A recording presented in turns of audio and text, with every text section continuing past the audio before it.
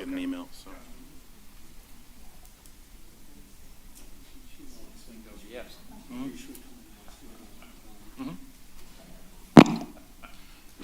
Good evening. I'd like to call to order the East Point Planning Commission meeting for January 5th, 2023.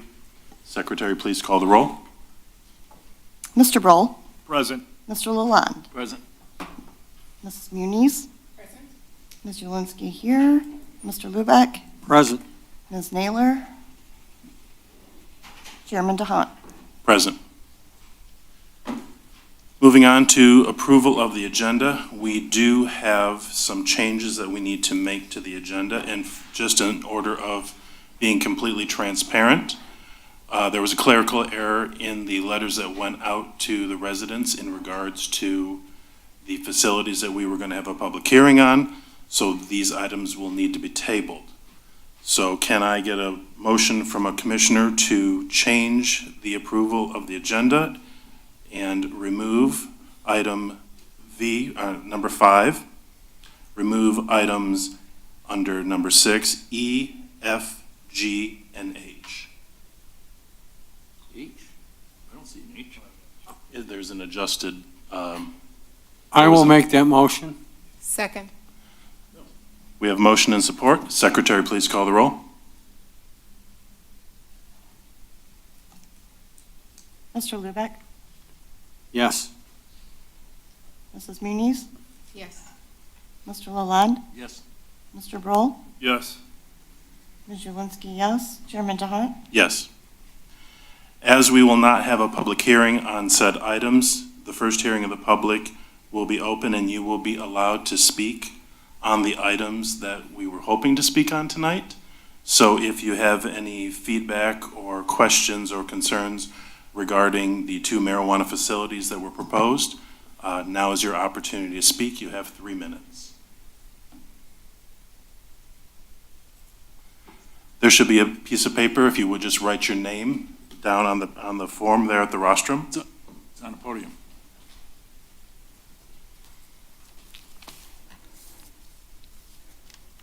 There's no form. Can we get the gentleman a piece of paper? And a pen. Some bubble gum cards.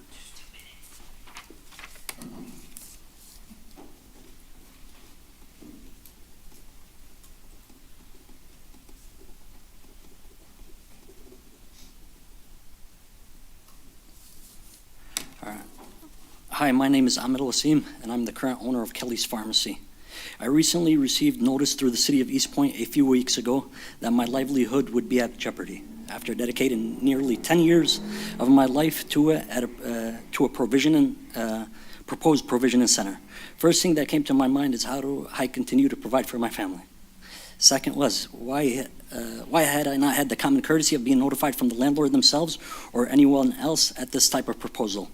As this does not happen overnight. More importantly, thoughts began to race to my mind as what rights do I have as a tenant with a lease? Upon learning of the proposed provisioning center, I had one long, very, very silent 45 ride back home from my commute, from my work, and forcing myself to eat dinner as I had no appetite, as I do not like to bring work home. After that, I called it a night. After many tosses and turns that night, I woke up and started to contact my attorney and multiple other building owners whom I had leased from as I was lost in terms of what I was to make of the mysterious road that lay ahead of me. Which brings me to where we are today, a lease in my hand through the year of June of 2028, like my neighbor whom has a lease through 2025. I, like my neighbor, whom have dedicated their lives to their business, do not want to close our doors to our customers whom we call family, nor do we want to relocate. Again, I do have a lease with the previous landlord. It was signed in 2018. It had a 2-year, 5-year option.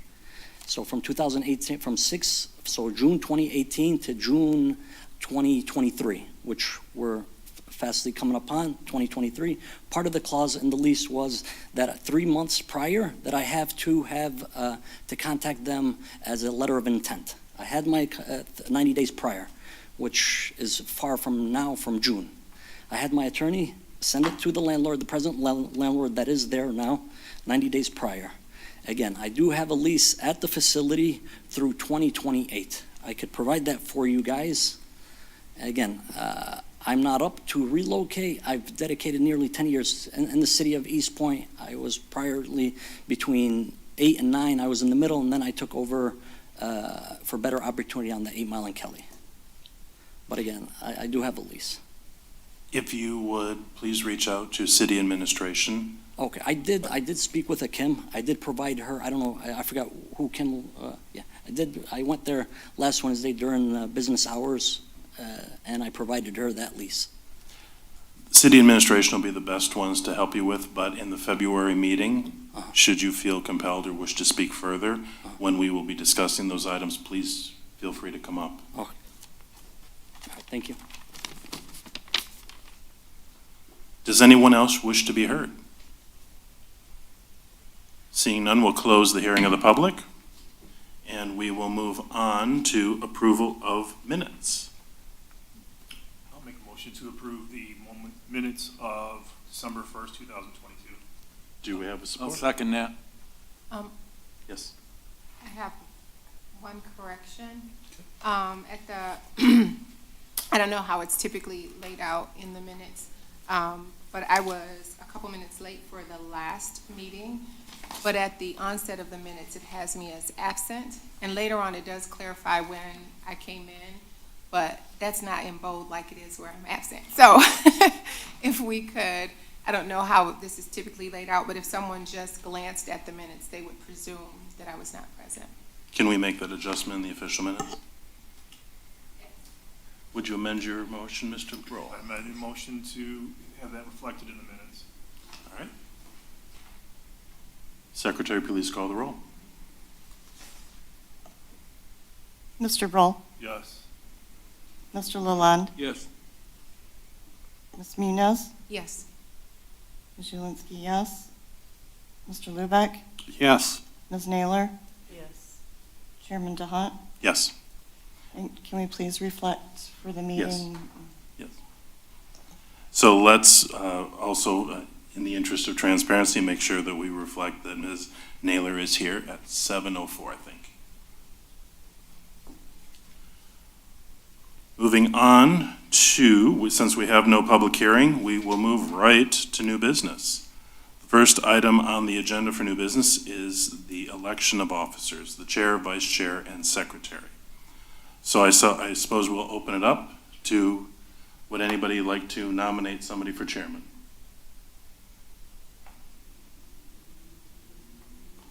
And a hush goes over the crowd. I think you're doing a great job. I'd like to nominate you, Jim. All right? Anyone else? Do we have support? You accept the nomination. I accept the nomination. Support? Secretary, please call the roll for the vote.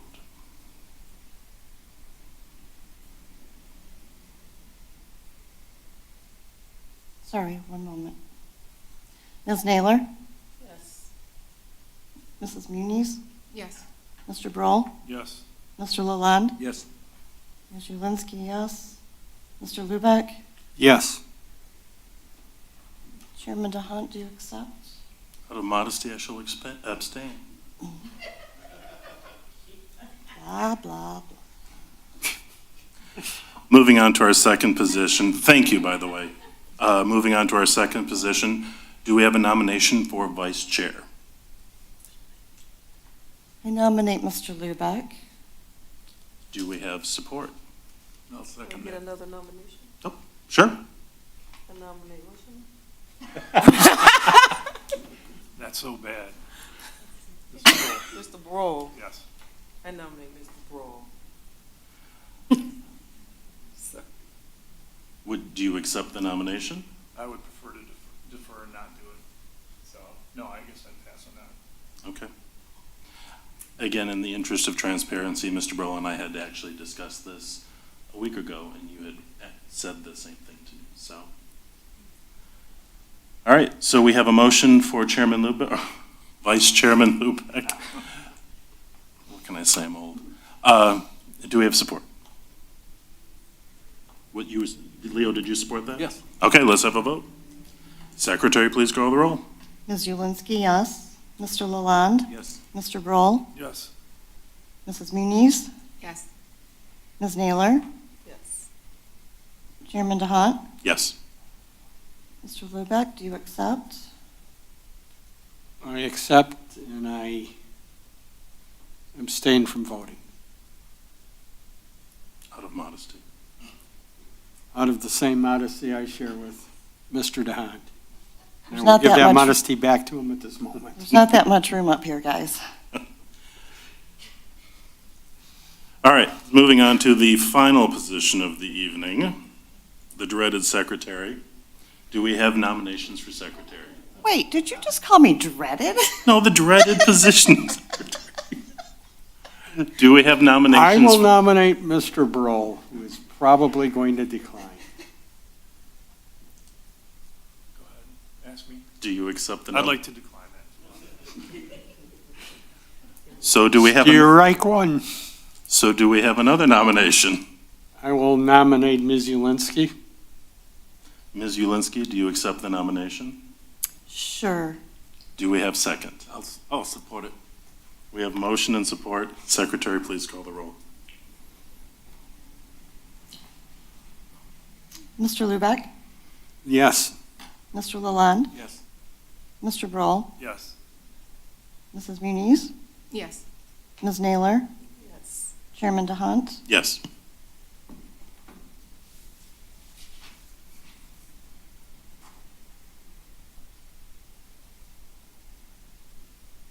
We're good?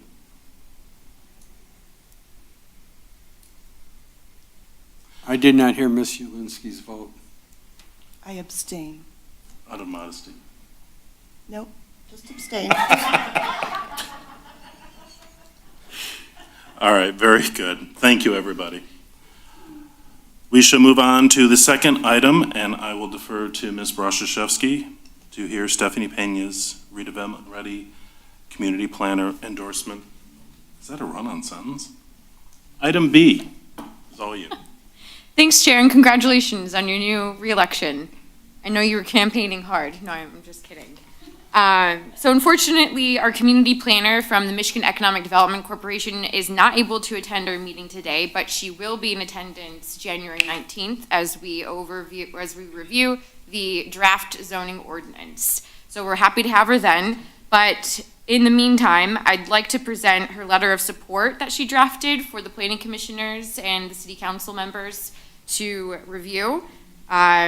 So I will read some brief lines from it, and but in sum, the Michigan Economic Development Corporation Redevelopment Ready program supports the zoning, our update to our zoning ordinance, and they are very impressed with the success from our planning commission and steering committees as we progress in developing a great zoning ordinance, and they'd like to use this as a model moving forward. So congratulations to all the planning commission members and all of your hard work, and also to the steering committee members. Some of you, well, one of you, or maybe a couple of you are in attendance today. But basically, I'm writing to express my support of the planning process led by McKenna Associates in conjunction with Kim Homan's team. Oh, I am so sorry. And all of the work that the city administration does to help move the zoning ordinance forward. We do have great anchors to our steering committee right here in attendance today.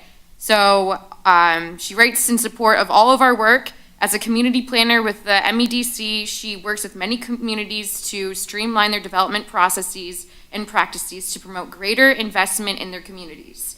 The city of East Point has continuously exceeded the expectations of redevelopment-ready communities as our municipal staff and board members continue to diligently work at introducing updated planning and zoning practices to attract more investment into the community. As a result, we were pleased to have financially supported the East Point's efforts to update the zoning ordinance and our parking study.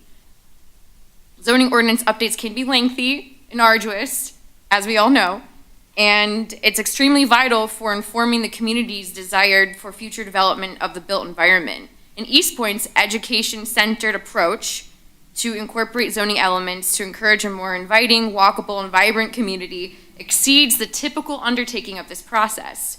Our team is wonderfully impressed with the steering committee meeting packets to track project's progress, prioritize a diversity of development pressures and interests, and serve as an educational tool for a variety of new planning and development approaches. With the final project moving forward, our team is looking forward to sharing East Point zoning ordinances and associated resources into our RRC online resource library as a quality example that other communities can take inspiration from. Congratulations. Thank you for everybody who took part in that, the steering committee and administration, and you're apparently a star when it comes to parking.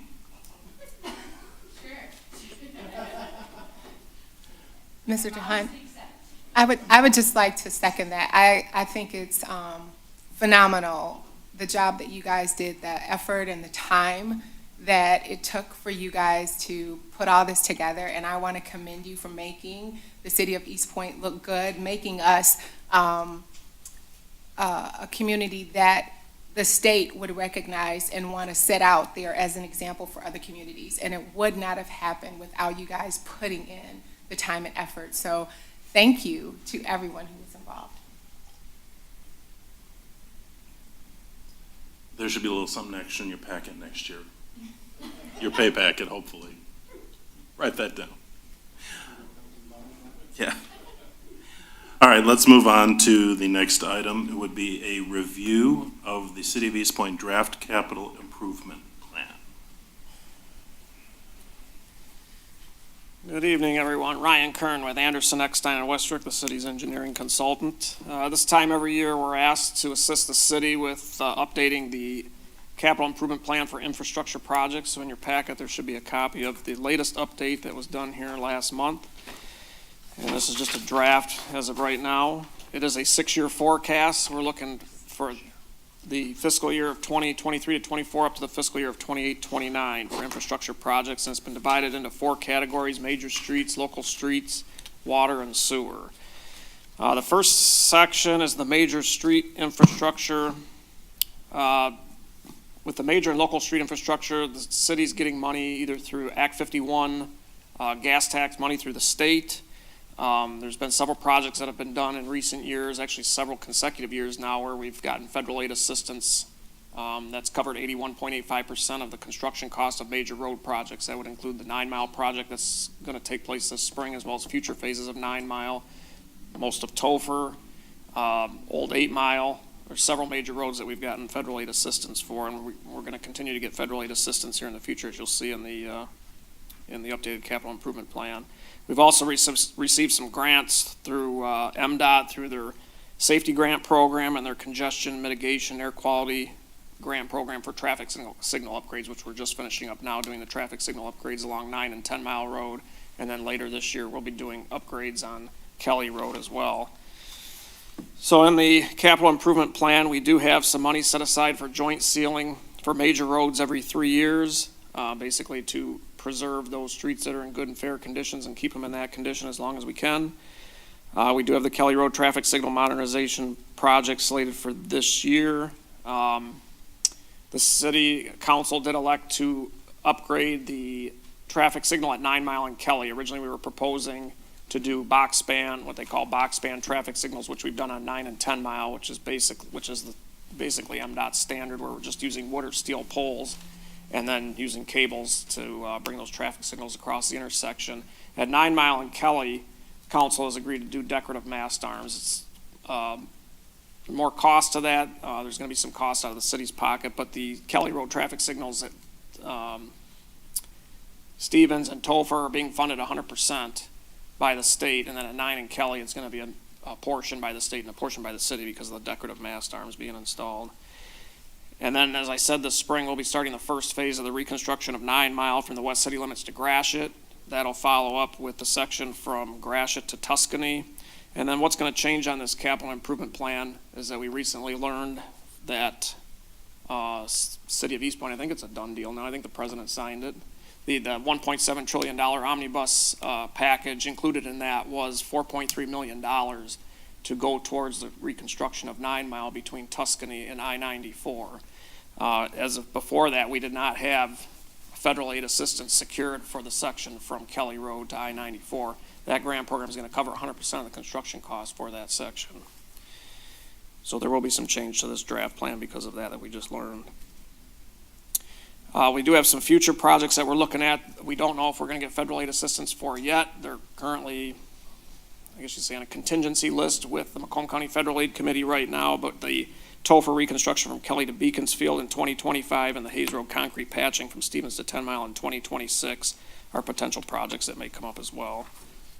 On the local street side, the Act 51 money that the city gets, the majority of that goes to the major road fund.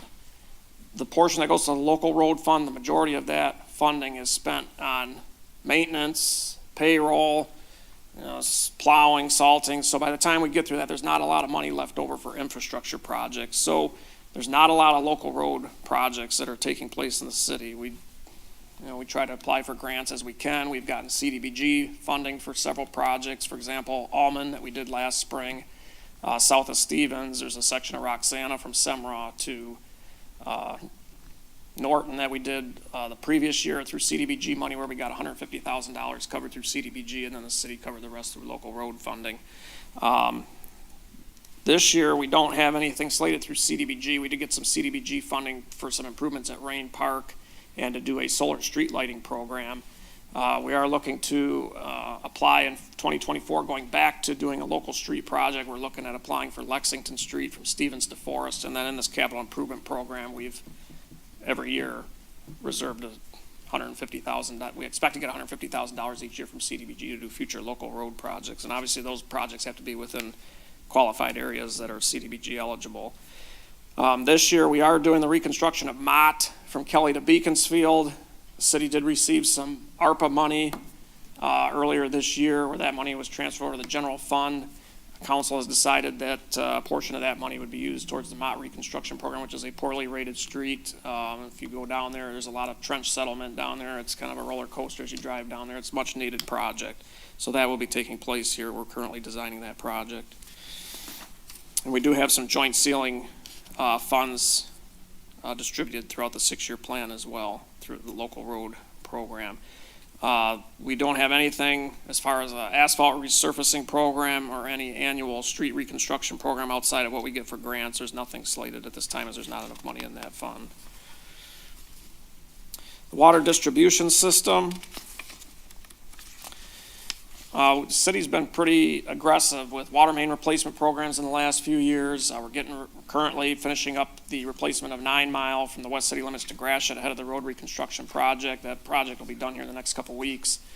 This year we'll be continuing along 9 Mile from Gratiot to Tuscany, and we'll continue all the way to Kelly Road ahead of the future road reconstruction projects. The city also applied for a drinking water revolving fund loan money last year. In phases, looking at a total of $20 million. We did get awarded the first phase of that loan program, which was just short of $6 million. And on top of that included $2 million in drinking water infrastructure grant funding. And that will fund the replacement of the water main on southbound Gratiot from 8 to 9 Mile, Beechwood Avenue from Juliana up to 9 Mile. And it's also going to fund several lead water service replacements in the city. And that is all going to start here in February. And then hopefully next year we will get additional monies through the drinking water revolving fund loan to do additional water main replacements on Gratiot, as well as replacing some of the aging water mains that are still in the ground from the 1920s. The city also generates enough money in the water and sewer fund to do capital improvement programs outside of the water mains that we're looking to do under the drinking water revolving fund loan. So we did put a dollar amount each year for additional water main replacement projects over the next 6 years as well. And then this year we did start a general lead water service replacement program to address those lead water services that are kind of sporadic throughout the city and that aren't part of a future water main replacement program. There's several lead water services that need to be replaced per Eagle's current law. All lead water services have to be replaced by the year 2041. It's roughly about 5% of the lead surfaces per year that need to be replaced. I will say that East Point is ahead of the game with that. We have replaced roughly about 250 services, actually about 300 services to date. With the start of the general lead water service replacement here last month, we've already replaced 41 services in the month of December, and they're working this week as well to replace another 12 this week. So we are ahead of the game on that, but there's still a long way to go. I can tell you that there's a lot of communities out there that haven't even started doing that work. So we do have budgeted $1 million each year to do that work. And again, we're always looking for grant money too to help us out with that. And then the last section is on the wastewater system. We're currently doing a cleaning and televising program that's citywide. We started that here about 1.5 years ago. We're about 75% complete going through the city and expect to have the entire city complete by the end of this summer. And with the results of that, we are finding defects throughout the sewer system that need to be addressed, whether it's sectional replacement of sewers, full replacement of sewers, doing a cured in place pipelining, installing basically a rehab of the sewer where we're installing a polyester tube and letting it cure on the interior surface, basically to extend the useful life by about 50 years or so. We did start doing some of that. We did that west of Gratiot, between Topher and 10 Mile. We addressed all the severe defects that we did encounter here this past year. It was roughly about $1.3 million that we spent, but there's going to be several more. We know there's going to be several more defects that we find, as it's been about 15 years since the city has done a citywide CCTV program with their sanitary sewer system. We are again looking at grant money. The city is looking at applying at a state revolving fund loan.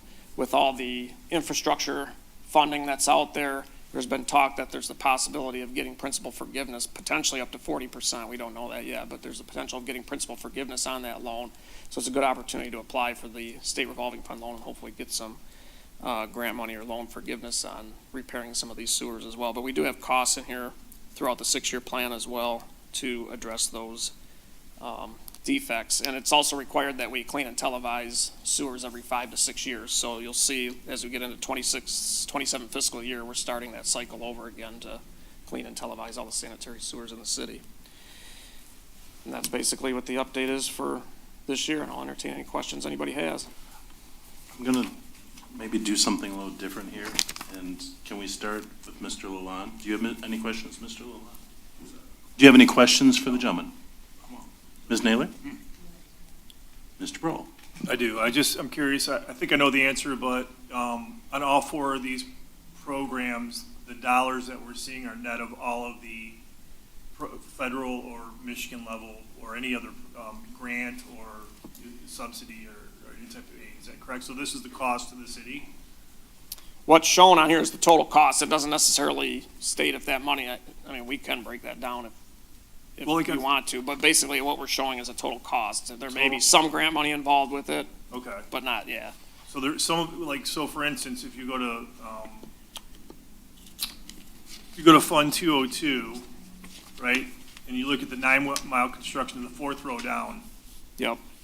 You know, that one actually shows that the cost is 18.15% of 4 million, right? So that one is already reduced by the grant. Correct. The federal funds, but you're saying some of the line items may have monies that we're gonna get, but it doesn't Correct. necessarily reflect it. Correct. So it's a mix of the. That's okay. correct. That's what I was wondering. So, okay, yeah, that was my question. Thank Okay. you. Ms. Ulinski, do you have any questions for the gentleman? I do not, thank you. Ms. Munez? I did just have one question for clarification. So for 2023, the only local street slated for any type of repair is Mott Kelly to Beaconsfield? That is correct. And I guess I didn't mention too, we do have the local street pavement patching program that we do on an annual basis. We're looking at $700,000 per year out of the local road fund to do that work. This year we were doing work south of 9 Mile on both sides of Gratiot. Basically we just use up that budget to remove and replace defective concrete panels. This next year we're basically looking to finish everything south of 9 Mile, west of Gratiot. So after this coming construction season, we should be roughly 50% through the city. We started that program in 2018, divided the city into 13 maintenance districts. And after this year, we'll be done with district number 7, which will be everything south of 9 Mile. So I think we were looking at basically one district per year. So we are ahead of the game on that. And then one more question. So how is priority of streets determined? Is it based on which street is bumpiest or? We do a pavement evaluation roughly every 3 years. So next year is when the city would be due again to do a citywide pavement evaluation. It's called the PASER system, Pavement Surface Evaluation Rating System is what it stands for. That's what MDOT uses. That's what pretty much all the municipalities and counties use. And it rates the surface condition of each street, 1 through 10, 1 being the worst, 10 being a new road, basically. So every segment, so from each street, from intersection to intersection, gets a rating. From that's how we determine which roads we would do next. So like with the concrete pavement repair program that we do, we're looking at the fair rated streets and trying to bring those back into good before they fall into the poor rated category, before they deteriorate too far where they're in the poor rated category, because the cost of reconstructing a road is 3 to 4 times more than just doing, maintenance and rehabilitation. And one last question. So for residents, if they have concerns about their specific street, is that something where they would just reach out to administration, or is there some place for them to reach out to say, hey, I think you need to, in the meantime, like in between the pavement evaluation years? Yeah, I would probably reach out to administration. I don't know if the PASER rating map, there is a map with all the PASER ratings. I don't know if that's posted anywhere on the city's website or not, but I guess that's something we could do. Thank you. Ms. Julinski, did you have I just have a question and kind of piggybacking off Mrs. Muniz. So what if there is a road that had the patchwork done and a part of that street didn't have the patchwork, but now there were chunks of concrete coming up, so they just asphalted it, and now that is broken up, and now chunks of the street are breaking apart? We would like to know that, if that's, fabulous. yes. In front of my house. Yes. Was it a street that we recently did patching on? It wasn't this year, I think it was the year before. Okay. Or not All last right. year, but. I'll talk to you after the meeting. All right, one more quick question for you on the 4 budgets. Would you say that the amounts that we're looking at then would be the worst case? Because you said some of them will receive funds that are not reflected. Right. Is this the worst case then? Yes. Is that the maximum, so to speak? Yes. We've definitely we put contingency costs into all All right. these. Yeah, thank you. Mr. Lubeck? No questions. I have a question about these decorative stoplights. So they're going to be on Kelly Road, which is really nice. Sure would be nice if they were on our central business district along the length of 9 Mile. Just going to throw that out there if there's extra money in the budget.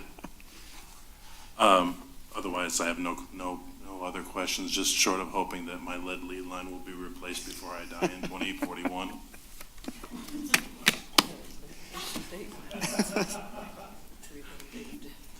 All I right, have a scheduled death. Yeah. With my luck, it's gonna be that. Crystal ball say. or I'll be getting another new knee replacement then. All right, thank you. Thank so you. much. Yep. Oh, we're just humming right along. All right, so since we have tabled the other discussions, we will go to presenting the memorandum on East Point 2022 medical marijuana projects. Ms. Brashashevsky. Thanks, Chair. So we drafted a memorandum, city staff and the planning department, a drafted memorandum to highlight the application process and timeline for the medical marijuana projects, as well as we were provided a brief overview of all of the projects and a little refresher on planning procedures so that Planning Commission can make an informed decision on our February 2nd, 2023 public hearing. All right. So a little bit about the background of marijuana within the city of East Point. On June 16th, 2020, City Council approved the ordinance recommended by Planning Commission to permit up to 3 medical marijuana provisioning centers as a special land use within the city. And then in December in 2021, the city received 22 applications. Therefore, the city needed to construct a method to select only 3 projects out of the 22 applicants. In this memo, we discussed the process of how the committee selected these applicants, but an overview, the applicants were selected using a points-based system on page 4 of this memo. So the next steps for these projects are for the Planning Commission to review each site plan and special land use request. The site plan submission must reflect the original vision as presented to the Medical Marijuana Committee. If the project does not complete their original vision, then they would lose their ranking and the runner-up project would be chosen. Essentially, time is of the essence for Planning Commission and City Council to decide on these projects because valuable real estate is on hold until the 3 projects have been chosen. And the way that they are chosen is they must earn their business license. And as we all know, the business license is the final step of approval for a business. So that means after all site construction and inspections, the business license can be finally obtained. So time is of the essence. A reminder on special land uses and site plans. So site plans are objective. If a project abides by the zoning ordinance regulations, then Planning Commission must approve the site plan. However, and Planning Commission has a final authority over site plans. However, special land uses are more subjective. We can review the special land use criteria, but as you are familiar, it determines if a project's compatible with the master plan, if it's compatible with the health, safety, welfare of the community. These are how the standards for measuring a special land use are determined. As we all know, City Council has final authority over special land uses. Planning Commission can offer recommendation either way. After reviewing the community benefits provided by each medical marijuana applicant, the Planning Department views that each project has a net positive effect on the community, and these are represented in the reviews we drafted and sent to you via email in part 1 and 2. I wanted to cover some definitions too as we engage in marijuana discussions. It's important to note that these projects discussed are medical marijuana provisioning centers. There are also there's also recreational marijuana adult use retailers. That is only for the purpose of recreational marijuana. So a provisioning center is it's medical in its nature. I don't have to say medical marijuana provisioning center, I can just say provisioning center. And then adult use retailer, that's automatically recreational. There's no such thing as dispensary anymore. Just so you guys know, and you're updated in your lingo. An update on medical marijuana, you can see on page 2, this graph depicts the average retail price of an ounce of marijuana has declined significantly in the past 2 years. We just wanted to show an at-a-glance conversation of how the topic of marijuana and how business anticipation and anticipated revenue has changed. All right, so the 3 projects on page 3. We've got 21145 Gratiot. Their project name is Holistic Health. They're offering a small memorial open space for veterans and first responders. They're adopting flower beds. They're contributing to some local community organizations. They're going to perform volunteer hours, and they're also providing EV infrastructure. The following project, Sharktail Moses Roses, will provide a dog park, install a community garden. They'll donate some money for batting cages, remediate, the big one I think we should list this first is they're going to remediate the contaminated soil from the leaking underground storage tank. So that's a very big highlight for the community. Add public benches, install another EV infrastructure charging port, have the opportunity to host food truck rallies, and install planter boxes. The next project, Common Citizen, will dedicate over $500,000 to city parks, install public sidewalk connections, add bike racks, and create a community outreach board to oversee proposed community benefits agreements, continue to donate more money to community funds, and also dedicate resources to prevention programs with the church and chamber. That's an overview of the community benefits offered through for each project that has been vetted by our marijuana committee as assigned by City Council. So a timeline, we already looked at the major kind of milestones here, but City Council made an adoption in 2020 to recommend 3 provisioning centers. A buffer analysis was performed in 2022 by our city engineer. Oh, left, but shout out to our city engineer. Background checks were performed in March 2022, and the committee asked questions about each applicant or project submission in August 2022. October 2022, the committee held a public hearing and revealed the scores. And then on November 2nd, 2022, the committee approved final projects. And you can see we've having a quick turnaround here because now it's January and a couple of months later, and we are looking at these projects today with their site plans and special land use requests. We have some information about the buffer analysis performed by our city engineer, but essentially AEW was assigned to make sure that each project was not within 50 feet of a residence or 500 feet of a school, park, or childcare center or place of worship or religious assembly. And all projects that were provided were all 3 projects meet this bufferation requirement.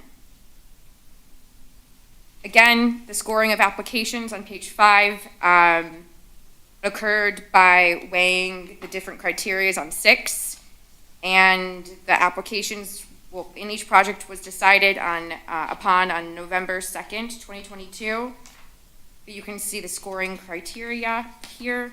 And then finally, on page 7, we have our enforcement of community benefits.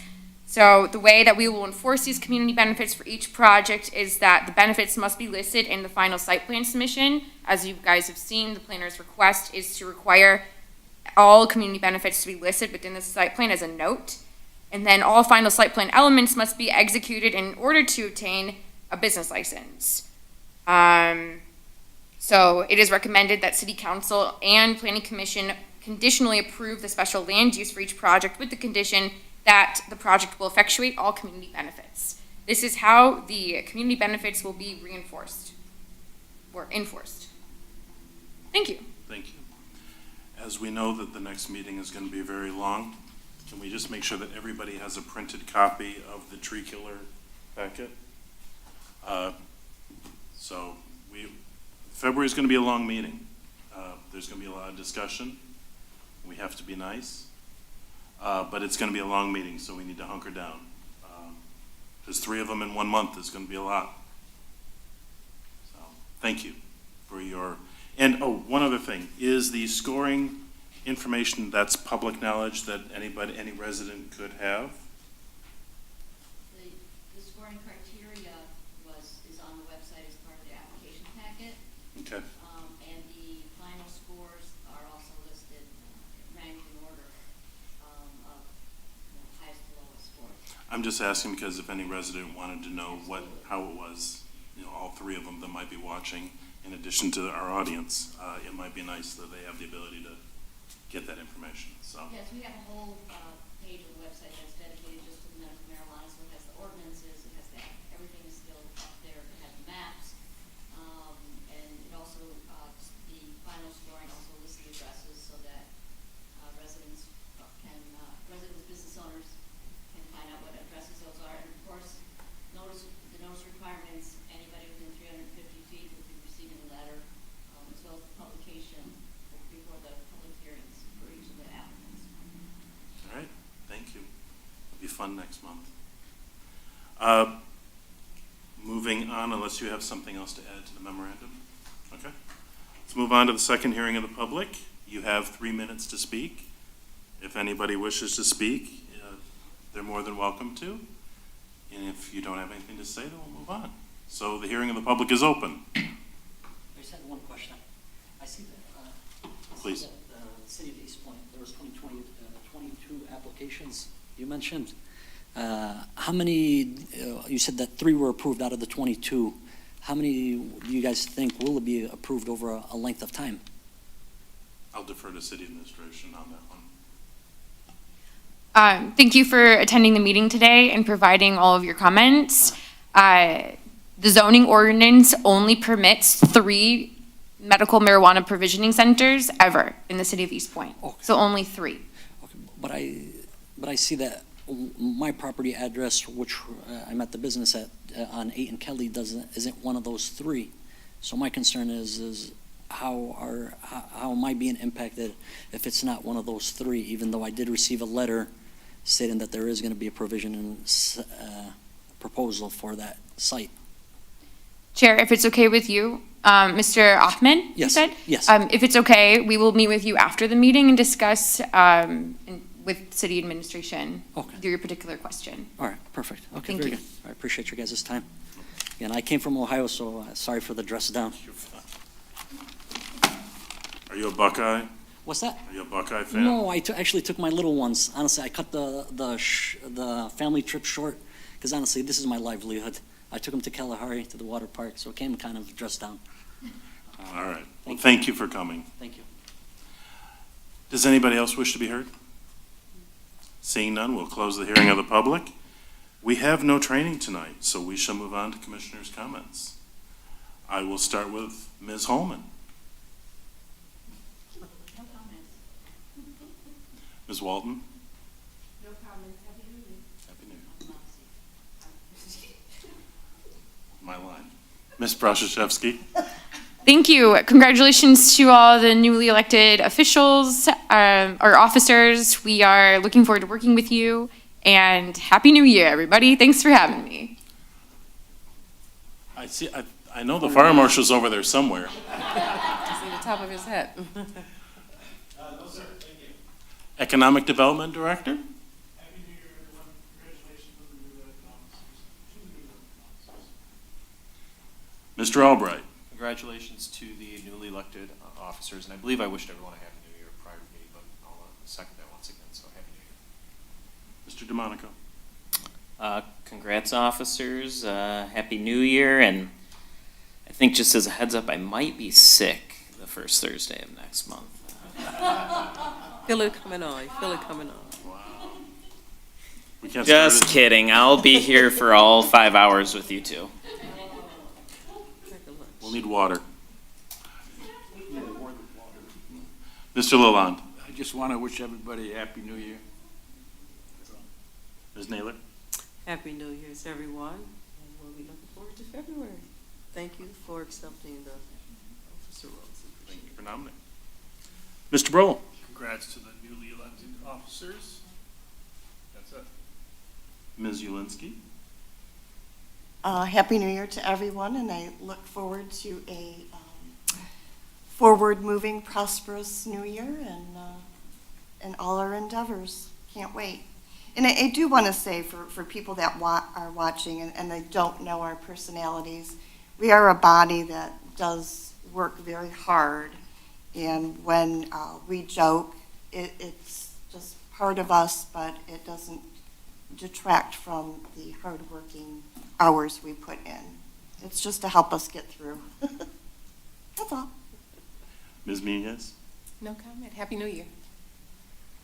Mr. Lubeck? I'll start with wishing everybody a Happy New Year. I'm surprised I didn't hear anything from Secretary Ulinski on this matter, but at least I'm starting to notice that some of the rope lighting that people had stopped using, they've started using again. So it'd be nice to get an update on how the enforcement of our ordinance on that is going. Thank you, Ms. Ulinski, for willing to serve as an excellent secretary, as you have for many, many, many years. Thank you, Mr. DeHaan. You're doing an excellent job as chair. And for those of you that are trusting me with being vice chair, thank you very much. And I'm just going to make one of those comments Ms. Ulinski alluded to. We're talking about I'm 9 Mile and Kelly putting up new lights. I'd like to know if something can be done about the timing on those lights, because if you are northbound or southbound on Kelly, those lights last forever. I had to go northbound, loop over, come back southbound to turn on to 9 Mile this afternoon, and I shaved before I left the house. That's just about how long those lights are. He had hair. dad joke. Bum. Mr. That Chair, would be a grandfather joke, There it Mr. is, Burrell. somewhere along, yeah. may I answer, I think, part of what Mr. Lubeck was saying about the rope lighting enforcement? Kim, if you could help me, I did actually have a talk with Mr. Szymanski about that at our Christmas gathering, our holiday gathering, and apparently there is a process, and it sounds like it's not the priority when it gets to court. And I think that's where the delay is coming in for the enforcement of this. That there's a lot of other things going on in the court, and this just isn't at the top of the list. But the fines are still being assessed, as far as I know. I too am angry, especially when I see certain ones that were off and are back on, or certain ones that wait till nighttime to turn them on. And some, like on 9 Mile, that even have the like security lights that shine out onto 9 Mile, as well as all their rope lighting.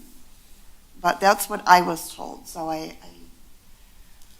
I'm fearful that because it's being delayed, that more and more are going to pop up because there's no repercussion for it. That's all. That's my little. Thank you. Anything else? Nope. Happy New Year, everybody.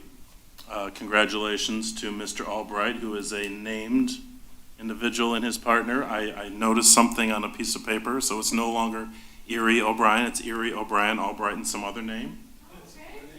So congratulations on that. Apparently, all those nights that I would drive past your office, going somewhere, seeing your car at all hours of the day has paid off, so congratulations and thank you for your hard work. Something that Ms. Ulinski said, I believe in laughter. I believe in having fun, because we are all too serious sometimes in this world at the worst times. And you have to have some fun. But there's a time for fun, there's a time for serious. Everyone up here, I think, is very serious about what they do, and they're heartfelt about what they do.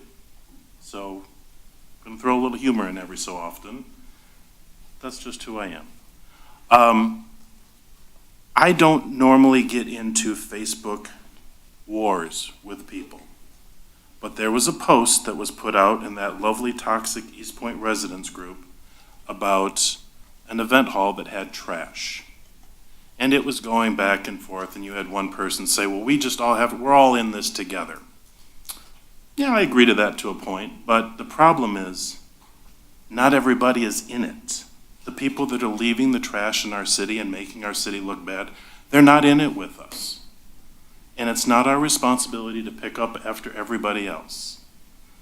There's a time and a place for working together, but if you have a child and you constantly let that child get away with leaving trash everywhere, you are enabling bad behaviors. So to simply say we're in it, we're all in it together, yes, but everybody has to be in it, from the person picking up the trash to the person who is leaving it. So let's think about that. I did not engage this individual in a back and forth. I had had enough, but it made me think. You know, when I drive down the street, there's a lot of trash, and I know that people on city council have tried to organize, clean up the city and all this other stuff, but it still boils down to, what are you doing? It shouldn't be, we shouldn't have to pick up after everybody else. We need to take responsibility for our city and cleaning. And with that, I'm off my soapbox. It is 8:05, and I think it's a lovely night to go and relax. So, do I have a motion to adjourn the meeting? So moved. Do we have a second? Second. We have motion and support. Secretary, please call the roll. Mr. Lubeck? Yes. Mrs. Muniz? Yes. Mr. Roll? Yes. Mr. Lalonde? Ms. Naylor? Yes. Ms. Ulinski, yes, and Chairman DeHaan. Yes.